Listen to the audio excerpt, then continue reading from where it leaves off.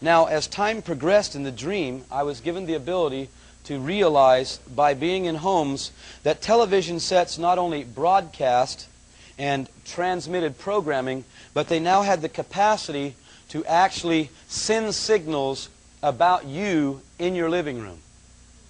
See, I never really thought that could happen until an electronic engineer told me, Ken, anything that's electronic, that's designed, can do the reverse of its design. Anything. Your automobile can drive forward, it can go backwards. If you can receive a signal, you can, thank you, Lord, you can send a signal. Now listen, I was able to see that television sets were actually watching people in their homes, monitoring their movements, monitoring their conversations. They showed me in the dream, or I was shown in the dream, that the television didn't even have to be on, it just needed to be plugged in. Guess what I found out? That televisions made after 1992 can in fact watch you. How many have 1992 and beyond televisions? How many think maybe you ought to throw a brick at it? Maybe you ought to go back to a yard sale and find one of those 80s models that you still have to turn the knob. Might be a little less convenient than surfing, but might be a little safer for you, huh?